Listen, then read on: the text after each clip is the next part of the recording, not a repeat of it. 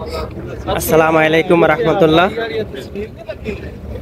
এইটি হচ্ছে বাব আল সালাম, যেটাকে বলা হয় 212 নম্বর টয়লেটের এখান দিয়ে 315 নম্বর গেট। এটা হচ্ছে মেইন বাবুস সালাম। বাবুস সালামের মেইন রোড হচ্ছে এইটি। যত গাড়ি টাড়ি মেইন রোড যেটি হেরামের জন্য, মদিনাল মনোয়ারার জন্য মেইন রোড হচ্ছে এইটি। এই বাবুস সালাম, বাব আল সালামের সোজা চলে আসলেই আপনি পাবেন মসজিদ নববীর যে রওজা শরীফ।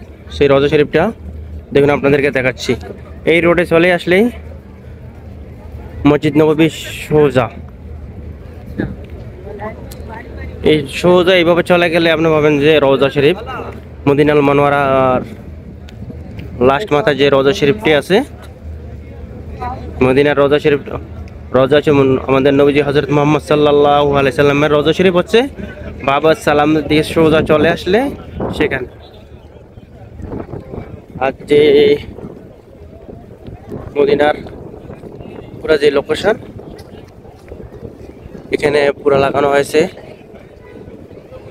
সবকিছু এটাই, কারণ এটি হচ্ছে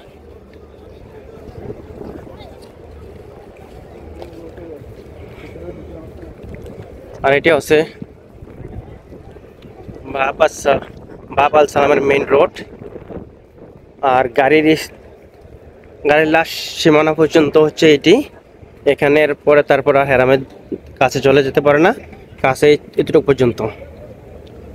আর মেইন রোড তো কি বুঝাবো, এত সুন্দর বাবা সালামের রোড যেটি।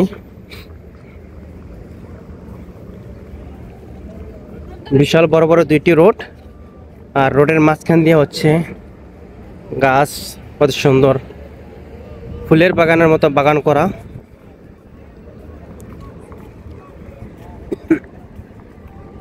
গ্রিন কালার,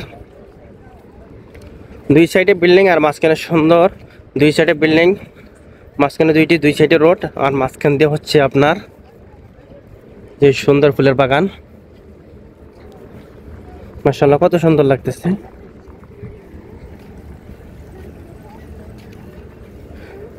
এটাকে বলা হয় বাব আল সালাম রোড এটি। আর এটি হচ্ছে মদিনাল মনোয়ারা মসজিদ নববীতে প্রবেশ করার জন্য মেইন রোড এটি। এটার থেকে আর মেইন রোড আর বড় রোড আর কোনোটাই নেই। 1 বাই 1 রোড, বড় বড়।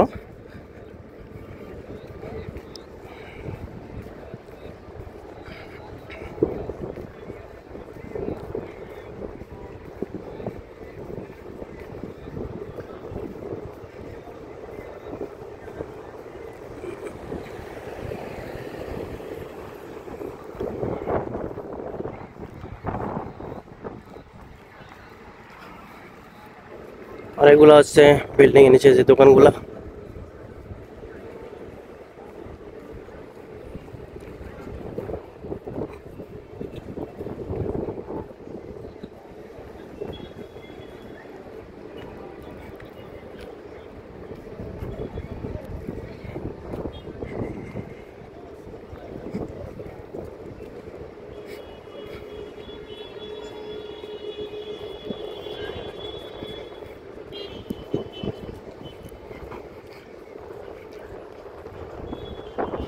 এই রোডের মাথায় হচ্ছে আপনার চতুর্দিকে যাওয়ার জন্য